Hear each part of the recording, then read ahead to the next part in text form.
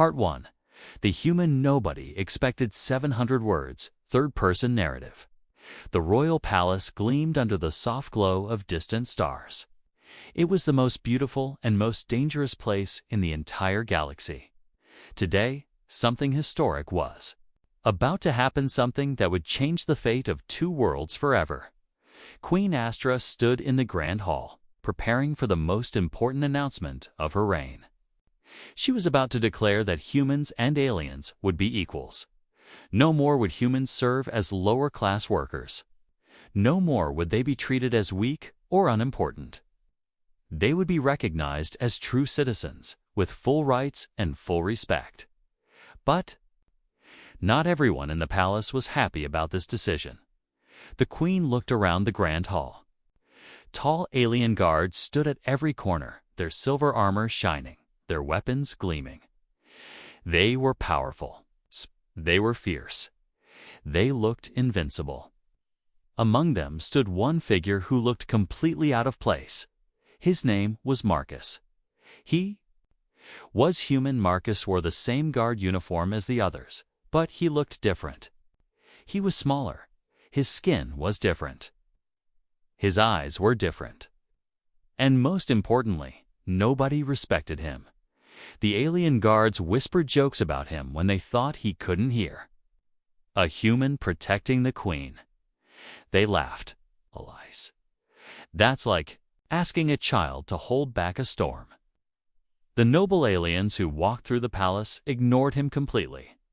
They looked right through him as if he was invisible, as if he was nothing. Marcus said nothing. He stood quiet and still. He did his job perfectly every single day, even though nobody noticed, even though nobody cared. The queen had chosen Marcus for a special reason. She wanted to show that humans were worthy. She wanted the palace to see that humans could be trusted with the most important duty, protecting her. But so far, nobody had accepted this message. The other guards treated Marcus with cold silence. The nobles made jokes behind his back. Marcus didn't complain. He simply watched. He waited.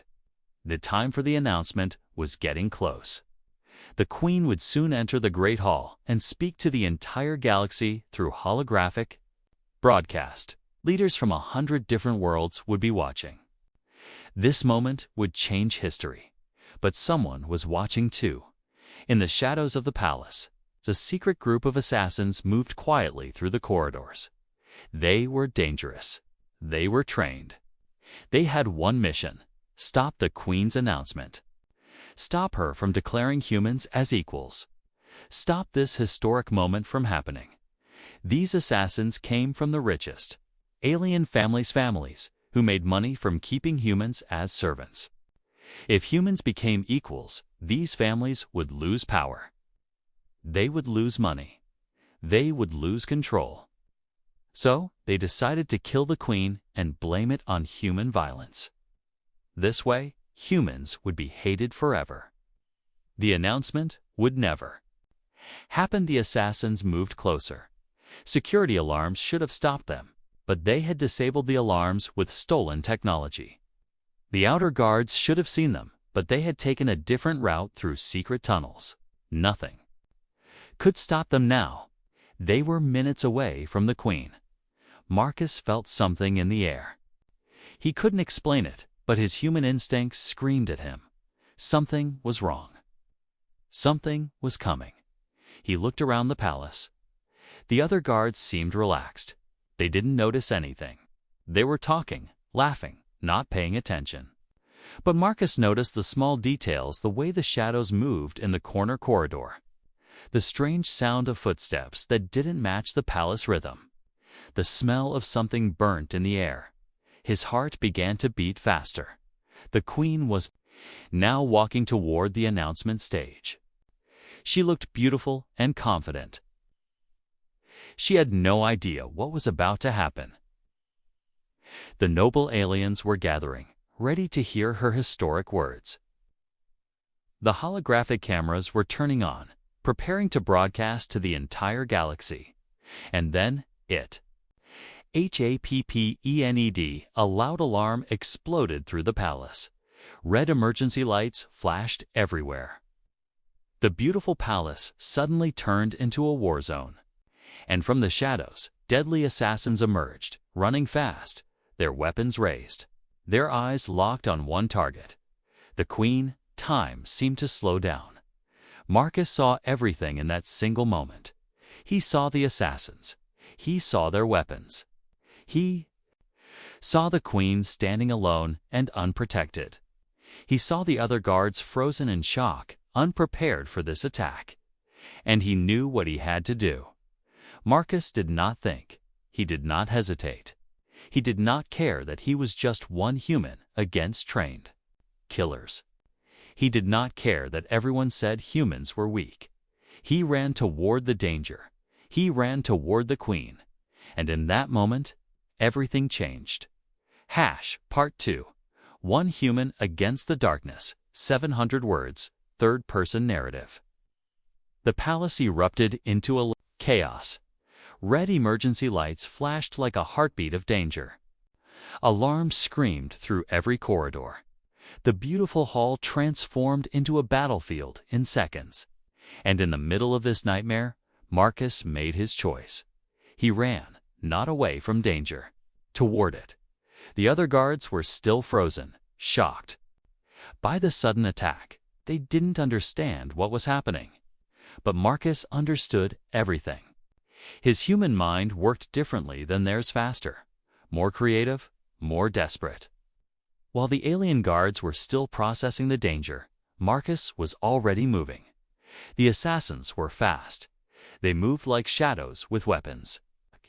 Their bodies were stronger than humans. Their armor was thicker. Their weapons were more advanced. In every way, they were superior to Marcus. In every way except one. They didn't expect a human to fight back. Marcus threw himself between the queen and the nearest assassin. The move was pure instinct, pure human desperation. He grabbed the queen's arm and pulled her down hard. "Stay down, Your Majesty." "I've got you," he said, his voice steady even though his heart was pounding like thunder. The first laser shot came. It was bright red and burning hot. It cut through the air where the queen had been standing just a second before. If Marcus hadn't pulled her down, that laser would have hit her chest. She would have been dead. "Move," Aku shouted. He pushed the queen behind a marble pillar, one of the massive columns that held up the great ceiling. It was strong enough to block laser fire. It was strong enough to keep her alive. But Marcus had no pillar. He had no cover. He had only his human body and his human courage. Another laser shot came. This time it was aimed at Marcus. He rolled to the side, a quick, desperate movement. The laser burned past him, so close that he felt the heat on his skin. The smell of burnt air filled his nostrils. Pain shot through his shoulder where the edge of the laser grazed his uniform. He was bleeding now. But he didn't stop. The assassins were confused. They expected the queen to run. They expected her to hide. They expected the guards to protect her from a distance. But they didn't expect a human to fight like this, to move like water, unpredictable and desperate. Marcus used his human speed. He wasn't stronger than the assassins, but he was faster. He moved between them and the queen like a wall of determination. Every shot they fired, he moved. Every time they tried to get closer to the queen, he stepped into their path. Another laser hit him. This time, it struck his left leg. Pain exploded through his body like fire. His leg nearly buckled, but he forced it to hold his weight. He couldn't fall. If he fell, the queen would die. Blood dripped down his leg. It stained his uniform red. His human body was screaming in agony. His mind was screaming at him to run, to hide, to save himself. But Marcus stayed. Marcus fought. "Why won't you die?" One of the assassins growled. They had superior weapons. They had superior armor. They had superior strength. But this one human, this weak human, kept moving, kept fighting, kept protecting the queen like nothing could stop him. More guards finally arrived. They began shooting at the assassins. But in those crucial seconds, those seconds when Marcus stood alone against the darkness, something important happened. The queen saw everything.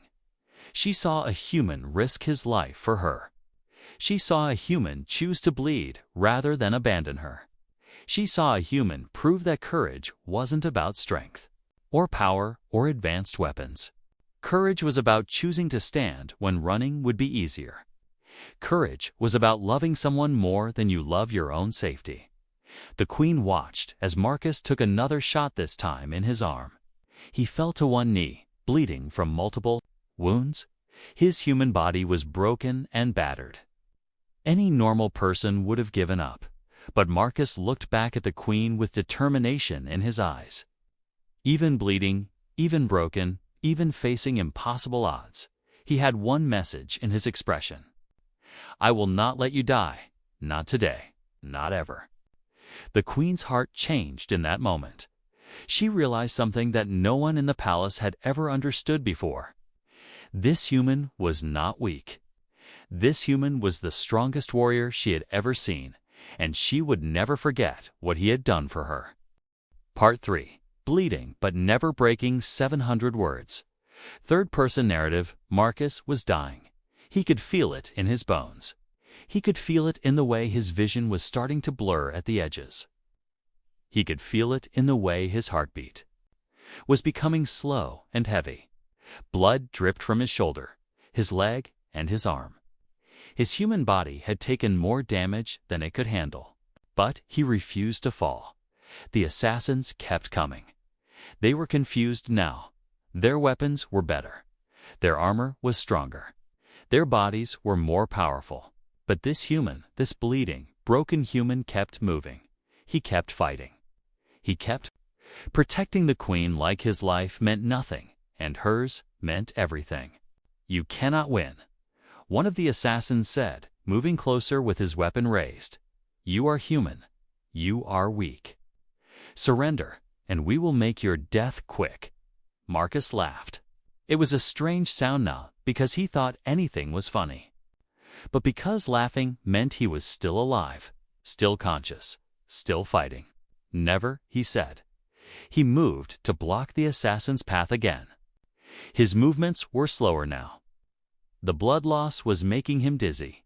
His injured leg couldn't move as fast as before. But his spirit, his human spirit, was stronger than ever. The assassin shot. Marcus dodged, but not completely. The laser grazed his chest, burning through his uniform and scorching his skin. He gasped in pain, but kept moving. He had to keep moving. If he stopped, the queen would die. Behind the marble pillar, Queen Astra watched everything. Her alien eyes that had seen 1,000 battles were wide with shock.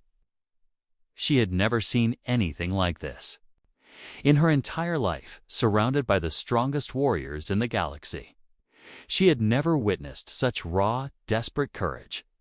This human named Marcus was willing to die for her, not because it was his job, not because he had been ordered to, not because he expected reward or recognition. He was willing to die because he believed her life was worth saving. He believed she was worth protecting. He believed that a queen, being so powerful and so important, deserved to live. It was the most beautiful and most terrible thing the queen had ever seen. More assassins rushed toward them. There were too many, even with the palace guards now. Fighting back, the assassins were strong and numerous.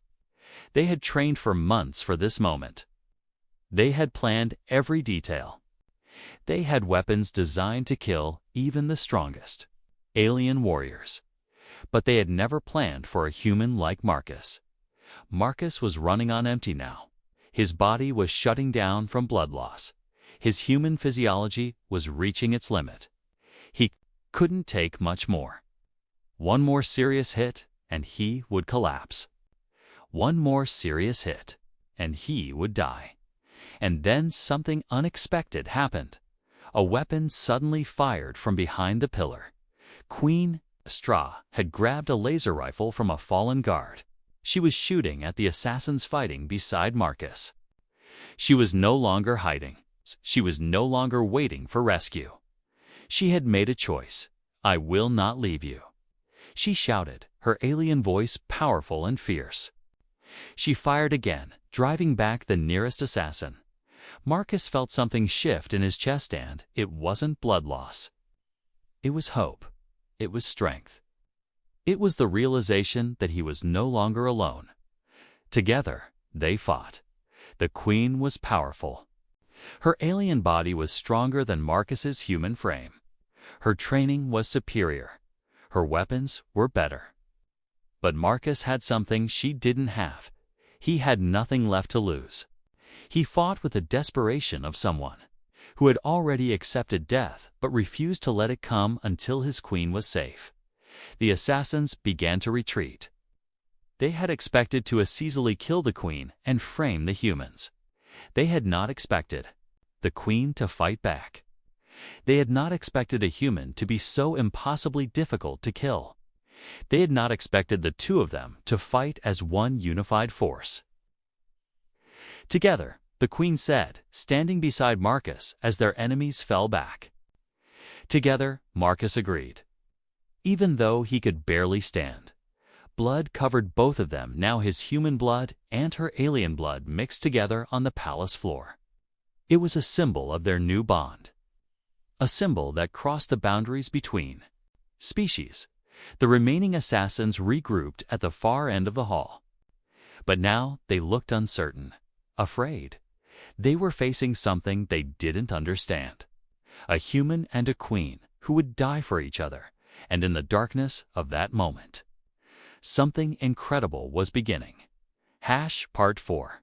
The Queen's Choice. 700 words, third-person narrative. Marcus was fading. His human eyes were starting to close. The world around him was becoming blurry and distant, like he was looking at everything through water. He could hear the Queen's voice, but it sounded far away, like an echo from another world. His body felt heavy, so impossibly heavy. He had lost too much blood. The assassins had retreated to the far end of the hall, regrouping and preparing for a final assault. The palace guards were fighting them, but more assassins kept coming through the secret tunnels. The battle was far from over. In fact, it was about to get worse. Marcus knew this. His human mind, even through the fog of pain and exhaustion, understood the mathematics of death. He had taken 6 laser hits. He had lost more blood than a human body could survive. Medical science could save him if they operated right now, but there was no time. The assassins were coming back. The Queen was still in danger. He had minutes left, maybe less. "Your Majesty," Marcus whispered, his voice barely audible. "You need to go. You need to run." The Queen looked at him with shock in her alien eyes. "What are you saying, Marcus? Run?" he said again, pushing her gently toward the back exit. "Can hold them here? I can buy you time. You must escape. You must survive. The galaxy needs you. Your people need you." The Queen shook her head firmly. "No, Marcus. I will not abandon you. Please," Marcus begged, and the desperation in his voice was real. He wasn't trying to be a hero anymore. He was trying to save her life. That was all that mattered to him now. "I am just a human. I am just a guard. But you are the Queen. You are important. Go." He tried to push her away, but his weakened human body couldn't do it. The Queen grabbed his arm instead. Her alien strength was immense, but she didn't use it to push him away. She held him close. "Marcus," she said, and her voice was different now. There was something new in it, something the Queen had never felt before. "Look at me." He looked into her eyes. I have ruled this galaxy for 10,000 years, the Queen continued, her voice growing stronger. I have commanded armies. I have made decisions that changed the fate of billions. I have done all these things because I was alone, because a ruler must stand above everyone else. A ruler must never need anyone. She paused, and Marcus saw something in her face that shocked him. Tears, alien tears. They were silver, not like human tears rolled down her cheeks. But today, I learned something, the Queen whispered. A true ruler is not someone who stands above everyone. A true ruler is someone who stands with her people. A true ruler is someone who will bleed for those who bleed for her. Marcus tried to speak, but the Queen continued. You have shown me what it means to be truly strong, Marcus. You are small. You are weak by our standards. Your body is fragile. Your weapons are primitive, but your heart-sure human heart is stronger than anything I have ever seen. The assassins were moving again. They were preparing their final attack. There were at least 20 of them now, all moving toward the Queen and Marcus with weapons raised. The Queen stood up. She looked directly at the assassins. Then she made a decision that would echo through history. I will not run, she announced, her voice echoing through the entire palace. I will not hide. I will not abandon this human who saved my life. And I declare now, before all the galaxy, that humans are no longer servants. Humans are no longer lesser beings. Humans are equals. She turned back to Marcus and took his hand, his bleeding, broken hand. No, she said firmly. I will not leave you. Not now, not ever. A true ruler stands with her people. And Marcus, you are my people now. You are my warrior. You are my friend. Marcus felt something warm spread through his chest, and it wasn't just more blood loss. It was hope. It was purpose. It was the realization that his sacrifice meant something, that his life meant something. Together, he asked weakly. The Queen squeezed his hand. Together. And as the assassins rushed forward for the final battle, the Queen and the human stood side by side, no longer ruler and servant, but equals facing darkness as one. Asterisk. Part 5. Standing Together in Darkness, 700 words, third-person narrative. The final wave crashed like a storm. 20 assassins moved as one deadly force, a wave of violence and death, aimed at the each Queen and the bleeding human at her side. Their weapons were raised. Their armor gleamed under the emergency lights. They moved with the confidence of warriors who believed victory was certain. But they had never faced what stood before them now. The Queen and Marcus stood together in the center of the great hall. Around them, the marble floor was stained with blood, his blood and hers mixed together. It was a symbol that they were no longer separated by species or rank. They were united in something deeper than power or authority. They were united in choice. Marcus could barely stand. His human body was shutting down. His vision was tunneling. He could feel his heartbeat becoming weaker and slower. Medical monitors would have shown that he had minutes, perhaps only seconds, before his human. Physiology would fail completely, but he was still standing. The Queen was not bleeding as heavily, but she too had been wounded in the fight. Her alien blood was silver and shimmering. It dripped from cuts on her arm and her side. She had taken hits that would have killed a lesser being. But she had refused to fall. She had refused to retreat. Together, they raised their weapons. For the future, the Queen said quietly. 4. Equality, Marcus replied, his voice barely a whisper. The assassins attacked. The first wave of laser fire came like a storm of burning light. But the Queen and Marcus moved as one. They had no special training together. They had no practice. Formations. But something magical happened. In that moment, they moved like they had fought side by side for 1,000 years. When the queen moved left, Marcus covered her right. When Marcus needed to reload, the queen kept the assassins at bay. They were not perfect. They were not invincible. But they were something the assassins had never encountered before. They were a human and an alien, fighting not for conquest, but for love. Marcus took another hit. This one burned across his back.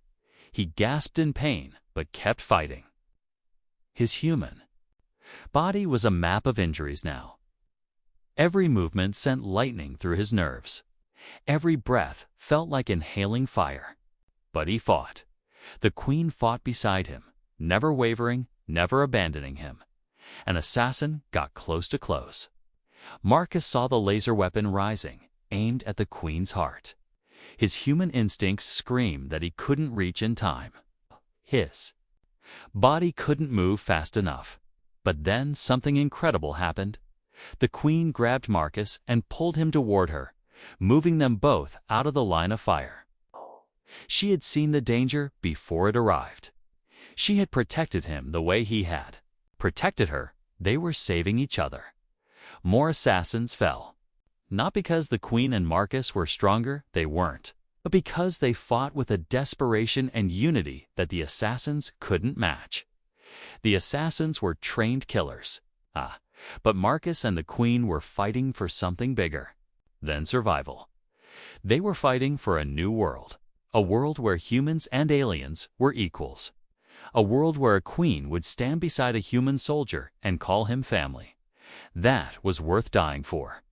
Marcus felt his strength fading fast now. The darkness was creeping in from the edges of his vision. He could feel death coming like a cold wind. His human heart was slowing down. His human lungs were struggling to breathe. But he looked at the queen, and she looked back at him. In that single moment, an entire conversation happened without words. Marcus was saying goodbye. He was telling her it had been an honor to serve her. He was telling her that he was ready to let go. But the queen's eyes said something different. Her silver alien eyes blazed with determination. She was saying, "Not yet, not today. Not while I still draw breath." She grabbed Marcus's arm and pulled him close. "Stay with me," she commanded, her voice like thunder. "Marcus, look at me. Stay with me." The queen's voice was so powerful, so full of authority and love, that Marcus forced his failing eyes to focus. He forced his failing heart to beat. He forced his failing body to keep standing. Together, they made their final stand. The remaining assassins hesitated. They saw something in that moment that broke their will to fight. They saw a queen who would die for a human.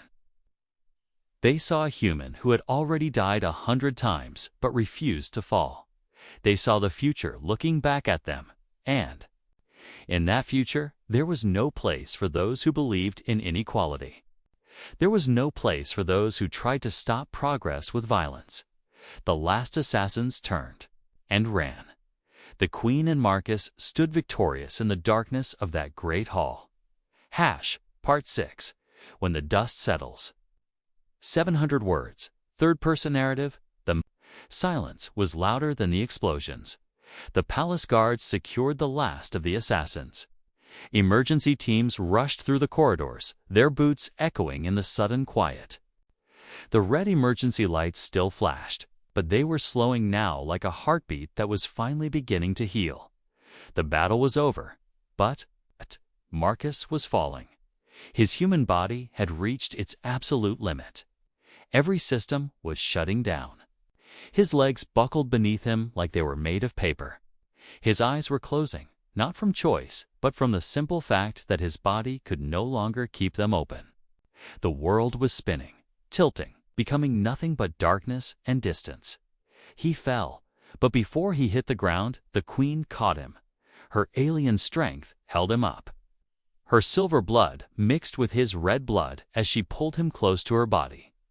Her powerful arms that had commanded armies, that had wielded weapons of terrible power, now held him gently, carefully, like he was the most precious thing in the entire galaxy. "Marcus," she cried out, and her voice was not the voice of a queen giving orders. It was the voice of someone who was terrified of losing someone they loved. "Marcus, stay with me. Do not close your eyes. Marcus." But Marcus could not hear her properly. The world had become a tunnel of darkness with only her voice echoing through it. He tried to speak, tried to tell her something, but his lips wouldn't move. His human voice had run out of strength. The queen called for the medical teams. She screamed for the best doctors in the galaxy. She demanded with the absolute authority of a ruler that they save him. She would not accept failure. She would not accept death. "He is human," one of the doctors said hesitantly. "Our medical technology is designed for alien physiology. We may not be able to, then, redesign it." The queen roared, her voice shaking the entire hall. "Marcus saved my life.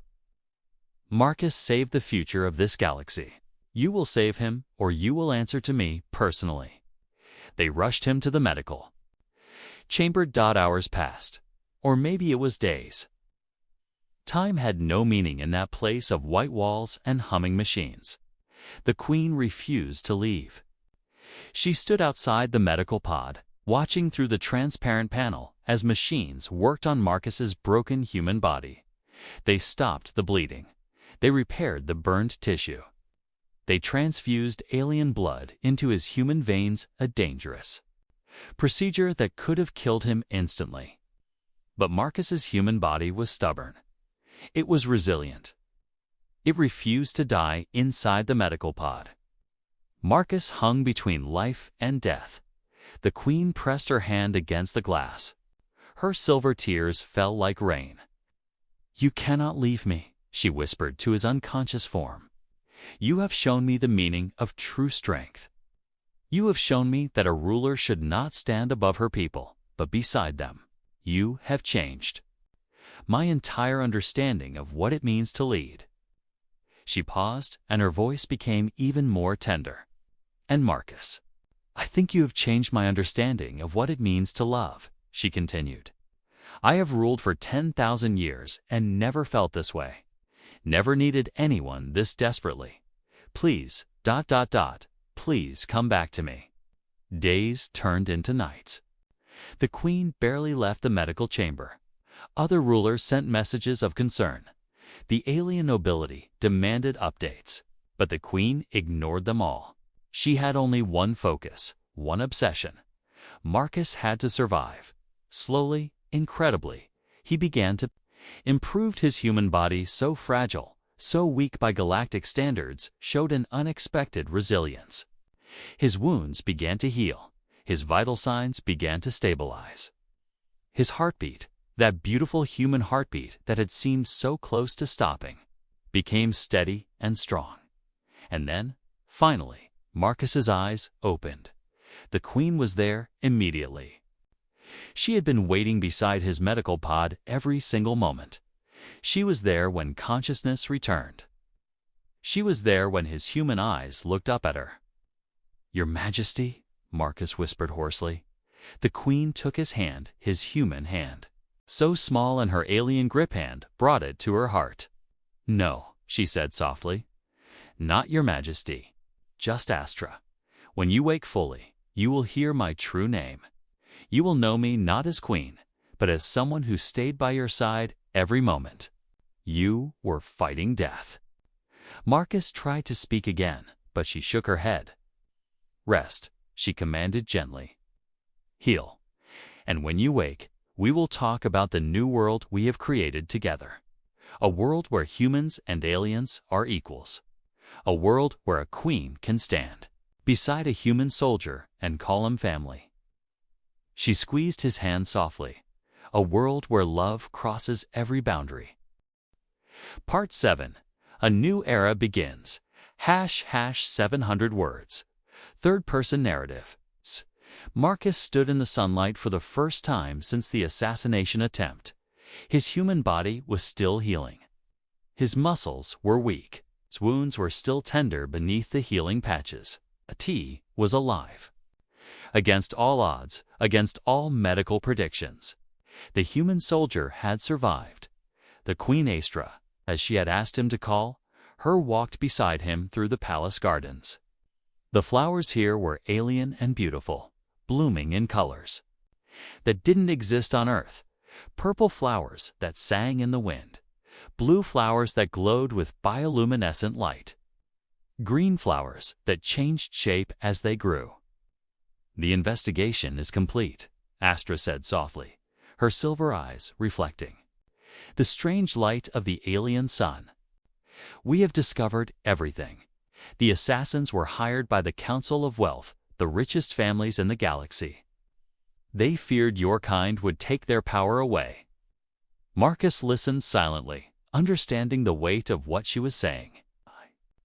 "Tried to stop progress with violence," Astra continued. "They tried to prevent a new era from being born, but they failed. Because you taught me something that night, Marcus. You taught me that true strength is not measured in power or wealth or advanced technology." She stopped walking and turned to face him directly. "True strength is measured in courage. True strength is measured in the willingness to sacrifice everything for someone else. True strength is measured in hope." 3 days later, the Queen made her historic announcement to the entire galaxy. The Grand Hall was packed with representatives from 100 different worlds. Holographic cameras broadcast the moment to billions of beings across the cosmos. The Queen stood at the podium, dressed in her ceremonial robes that shimmered like starlight, and beside her stood Marcus. Not hidden, not in the background. Standing beside her as an equal, the Queen told the entire galaxy about the assassination attempt. She described how the assassins had come in the darkness. She explained how the noble families had hired them to prevent change. But then she told them about Marcus. She spoke about his bravery. She spoke about how a human being that everyone in the palace had considered weak and insignificant had stood alone against trained killers. She described how Marcus had bled for her, how he had refused to give up even when death was certain. "This human taught me that we have been wrong," the Queen declared, her voice echoing through the Great Hall and across the galaxy. "We have measured worth by physical strength. We have measured value by advanced technology. We have measured importance by rank and power." She paused, and her silver eyes found Marcus. But Marcus showed us something different. Marcus showed us that the smallest being, the weakest being, the most underestimated being can have the strongest heart. Marcus showed us that humans possess something special, something that cannot be created by technology or acquired through power. The Queen raised her hand, and new laws appeared on every holographic screen in the galaxy, effective immediately. Humans are recognized as full equals across the Galactic Federation. Humans will have equal rights. Humans will have equal opportunities.